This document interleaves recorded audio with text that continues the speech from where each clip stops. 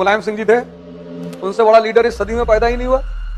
Primary के शिक्षक से इतना ताकतवर इंसान, जब तक जिंदा था तब तक दिल्ली उसके कब्जे में थी, अपने ही पार्टी बनाया, खुद ही मुख्यमंत्री बन गया यूपी जैसे प्रदेश में। मानव के जीवन की जो सबसे महत्वपूर्ण चीज है वो है एजुकेशन। ये दुनिया की सबसे वाहियात पढ़ाई है, परसेंटेज वाली, क्योंकि ये डिप्रेशन का शिकार कराती है लोगों को, इसीलिए पढ़ाई आपके लिए जहर बन गई थी। अब तुम्हें जो पढ़ना है वो किसी चीज की यूटिलिटी के लिए पढ़ना है, अब परसेंटेज के लिए नहीं पढ़ना है।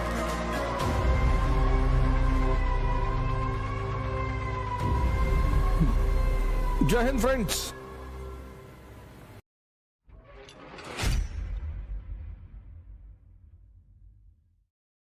अरे एक से एक लीडर है यार, इस कंट्री में लीडरों की कमी है। अभी मुलायम सिंह जी थे, उनसे बड़ा लीडर इस सदी में पैदा ही नहीं हुआ। प्राइमरी के शिक्षक से इतना ताकतवर इंसान, प्राइमरी के शिक्षक, बहुत तो उनसे चिढ़े भी है सब लोग, तुमसे खुश भी नहीं रहेंगे। तुम्हारे माँ बाप में से एक ही तुमसे खुश रहेगा। खुश तो तुम सबको कर ही नहीं पाओगे दुनिया में, लेकिन उस आदमी की अचीवमेंट, जब तक जिंदा था तब तक दिल्ली उसके कब्जे में थी, अपने ही पार्टी बनाया, खुद ही मुख्यमंत्री बन गया यूपी जैसे प्रदेश में। 92 में समाजवादी बनाई, 93 में समाजवादी पार्टी के सीएम।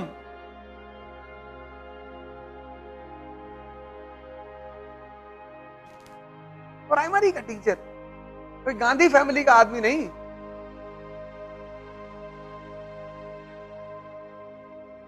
लेकिन जब सम्मान मिलता है तब आदमी को बहुत जागरूक रहना चाहिए। सम्मान मिलने वाले को बड़ा अच्छा लगता है, लेकिन सबसे ज्यादा खतरा उसको होता है। सम्मान अहंकार पैदा करता है, अहम, और अहंकार दिमाग खराब कर देता है। जहां दिमाग खराब हुआ तुम गए। उपलब्धि को हजम करना सबसे बड़ी बात है। उपलब्धि मिलना बड़ी बात नहीं है, उसको हजम करना। विनोद कांबली सचिन से अच्छे खिलाड़ी थे और ज्यादा उपलब्धि मिली शुरुआत में, पर वो डाइजेस्ट नहीं हुई। जब सर पे चढ़ जाती है बहुत परेशान करती है। शराब तो कम परेशान करती, वो ज्यादा करती। कुछ लोगों को तुम देखोगी, उपलब्धि मिल गई तो चलने का अंदाज बदल गया, बात करने का अंदाज बदल गया। ऐसे खड़े हैं बाजार में तो तुमको देख के लग जाता है कि देखो इसका दिमाग खराब हो रहा है।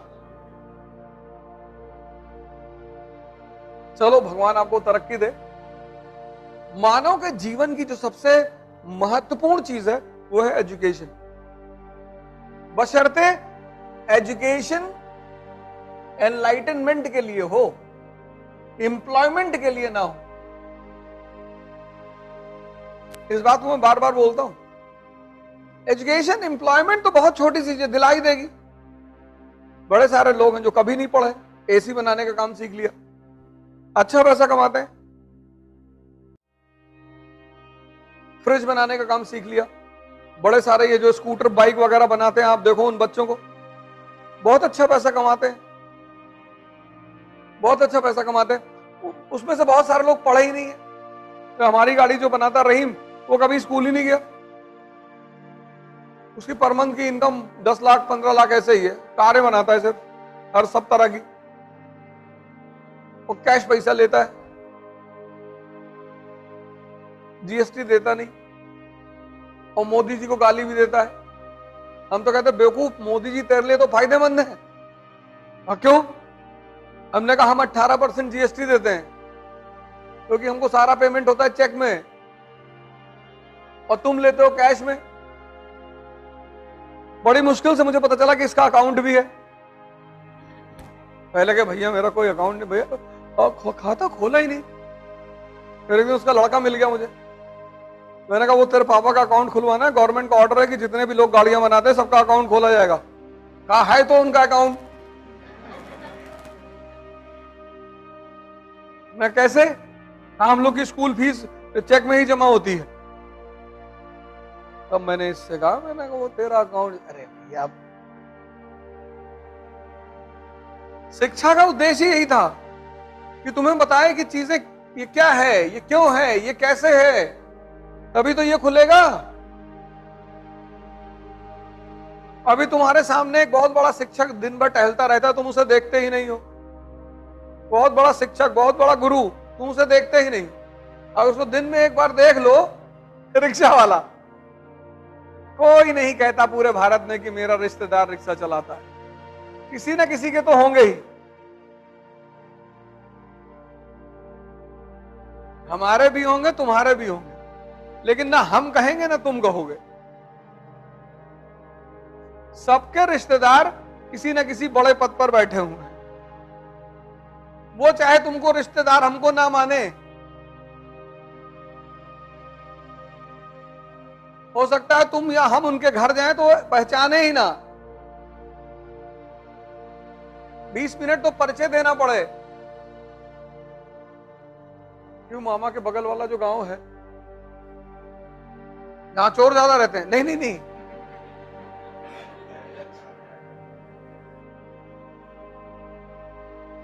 मानवीय प्रवृत्ति है ये मानवीय प्रवृत्ति है।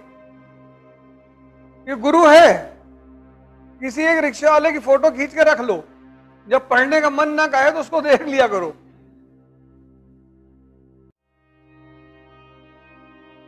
हालांकि उसकी जिंदगी बड़ी मस्त है, लेकिन वो समझ नहीं पाता है।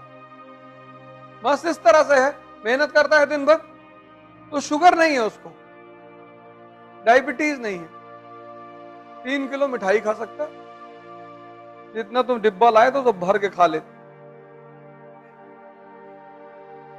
तो कम से कम 2 किलो मटन खा लेगा वो। कोलेस्ट्रॉल तो होगा ही नहीं उसको। दिन भर रिक्शा चला रहा है, सब पसीना बह के निकल रहा है, तो 2 किलो मटन खाएगा, कलौटी कबाब और रुमाली रोटी।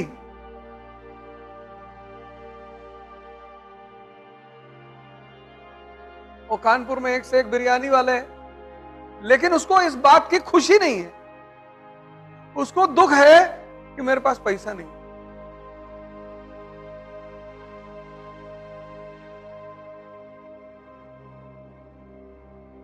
सुबह निकलोगे, झील जाओगे, वहां पे सब अमीर टहलने आते हैं। वहीं झील के सामने एक मशीन वाला लेके बैठता है, शुगर वाली मशीन, चेक करके बताता है कितनी है, ज्यादा है 350 है, अरे 2 राउंड और मार ले।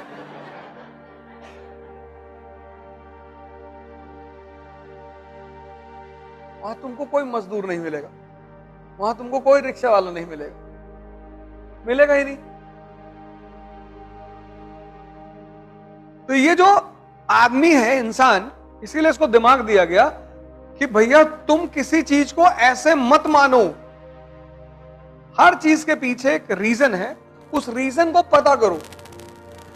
कोई भी सब्जेक्ट जब आप पढ़ते हैं, आप जब स्कूल में थे तो आप किसी चीज को पढ़ते थे परसेंटेज के लिए,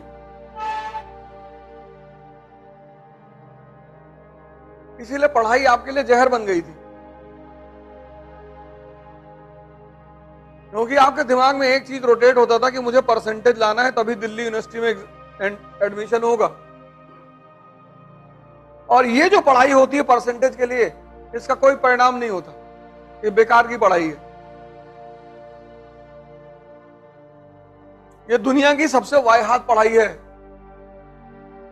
परसेंटेज वाली, क्योंकि ये डिप्रेशन का शिकार कराती है लोगों को। परसेंटेज, जिस देश में कंपटीशन होता है हर एग्जाम में, वहां परसेंटेज की क्या वैल्यू है? जब तुम्हें फाइनली कंपटीशन लेना ही है, SSC, banking, NDA, CDS, IAS, PCS, सब में, तो क्या मतलब है कंपटीशन से? तो परसेंटेज से क्या मतलब है? परसेंटेज का मतलब था 1960-70 में, जब परसेंटेज के आधार पर नौकरी मिलती थी। अभी उसका कोई रोल नहीं। ये जो पढ़ाई है, ये यूजलेस पढ़ाई है। इसमें आपका दिमाग ये एक्टिव नहीं हो पाता कि यार ये मैं क्यों कर रहा हूं।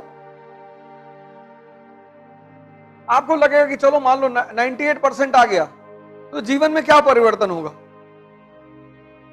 लेकिन जब आप किसी सब्जेक्ट को इसलिए पढ़ते हैं क्योंकि वो सब्जेक्ट आपके लाइफ में भी यूजफुल है।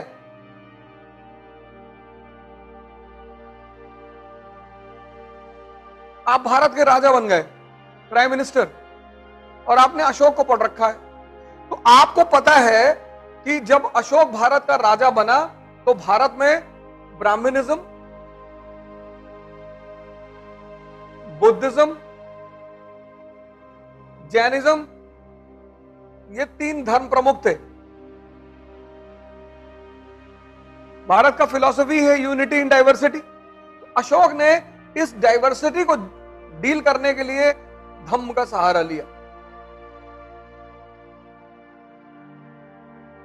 लिया ना। अकबर जब राजा बना तब फिर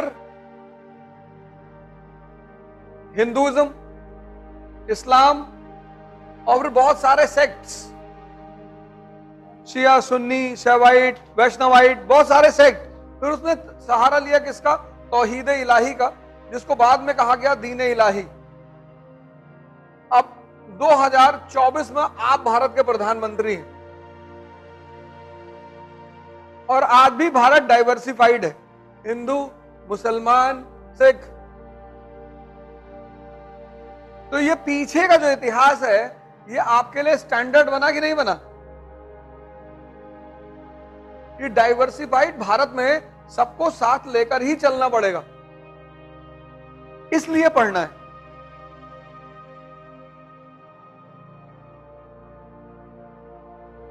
इसलिए पढ़ना है। सहारा डेजर्ट में अगर तुम पेप्सी की फैक्ट्री लगाओगी चलेगी, आइसक्रीम की फैक्ट्री लगाओगी चलेगी, चलेगी ना। लेकिन सहारा डेजर्ट में की जो कंट्रीज हैं, लीबिया वगैरह, वहां तुमने शॉल बनाने की फैक्ट्री लगा ली। लीबिया में शॉल कौन खरीदेगा?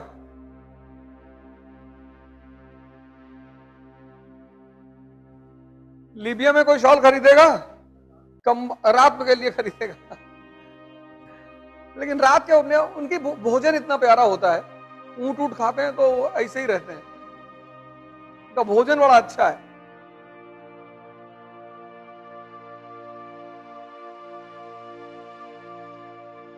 अब जहां के लोग सबसे ज्यादा कम नहाते हैं वहां सबसे ज्यादा किसकी बिक्री होगी? परफ्यूम की, इत्र की। परफ्यूम की सबसे बड़ी मार्केट है यूरोप। 4 महीने बर्फ से ढका हुआ यूरोप, कोई नहाता ही नहीं,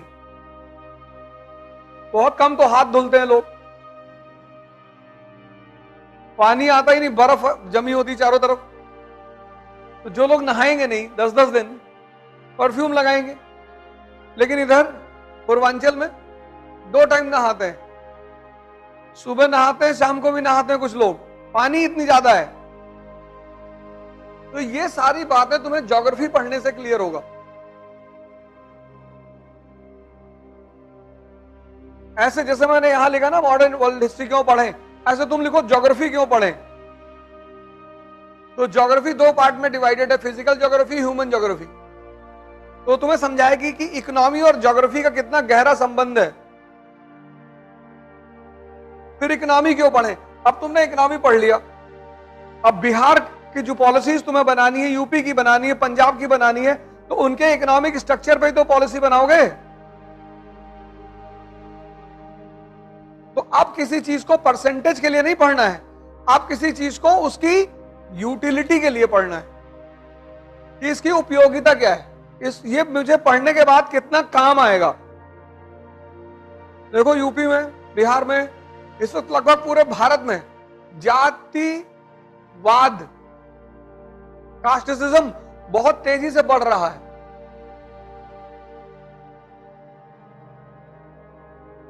भारत में देखो सबको वोट करने का अधिकार है।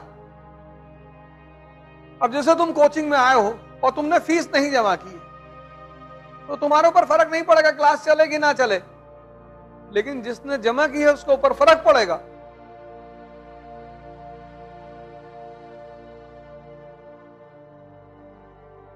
तो भारत की बहुसंख्यक जनता अभी नहीं जानती कि वोट किस लिए दिया जाता है, वोट किसके लिए दिया जाता है, जानती ही नहीं।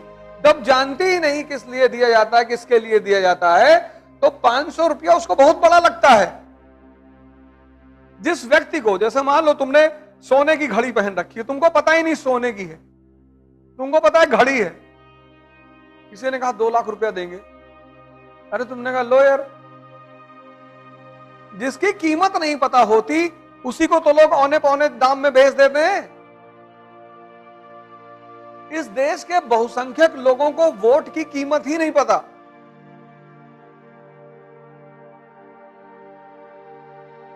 तो एक बोतल 500 रुपए में दे दी, ले जाओ। औरत ने कहा तुम्हारा तो फायदा हो गया, हम काहे करें। उसको भी साड़ी पकड़ा दिए ले आके, वो भी दे आई।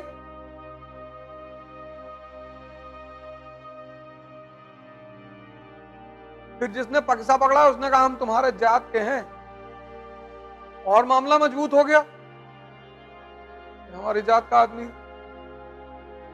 वही जात वाला वोट लेते वक्त तुमसे जात बता देगा, लेकिन जब उसको अपने बेटे की शादी करनी होगी, एक दलित आईएएस एक रिक्शा वाले दलित के घर शादी कभी नहीं करेगा, और ना एक ब्राह्मण आईएएस रिक्शे वाला ब्राह्मण के घर में शादी करेगा। तो इस देश की जो जनसंख्या है बहुसंख्यक, उसको पता ही नहीं चीजें क्या है, क्यों है, कैसे है, तभी तो उसका विकास नहीं हो रहा है। व्यवस्था में कोई कमी नहीं है। मैंने कहा ना, हमारी शिक्षा प्रणाली ने सिर्फ परसेंटेज को लेकर पढ़ाया बच्चों को। पढ़ लो, आईआईटी क्वालिफाई कर लो, मेडिकल क्वालिफाई कर लो, बस नौकरी कर लो, तुम्हारी शादी हो जाए। उससे बड़ा दुनिया में इस देश में कोई सपना ही नहीं है। ऐसे हर आदमी सिर्फ शादी करने के लिए पैदा ही हुआ है। इस देश में जो सबसे बड़ी उपलब्धि है वो है शादी। माँ बाप कहते हैं कि भैया तो तुम्हारी शादी कर दें किसी तरह।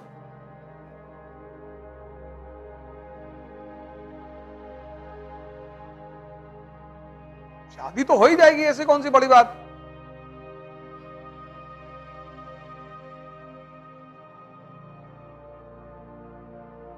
उससे बाहर निकलो। शिक्षा का जो मूल उद्देश्य है उसको पहचानो, दिमाग को जिंदा करना। और एक जिंदा दिमाग डॉक्टर बनेगा, आईएएस बनेगा, इंजीनियर बनेगा, मंत्री बनेगा, सब बनेगा। वो सिर्फ नौकरी करने के लिए पैदा नहीं हुआ है। उसको मजा आएगा वो साइंटिस्ट बनेगा, उसको मजा आएगा वो राइटर बनेगा।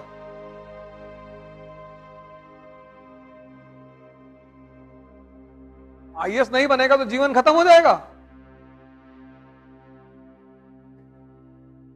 अब तुम्हें जो पढ़ना है वो किसी चीज की यूटिलिटी के लिए पढ़ना है। बात समझ में आ गया ना। अब परसेंटेज के लिए नहीं पढ़ना है।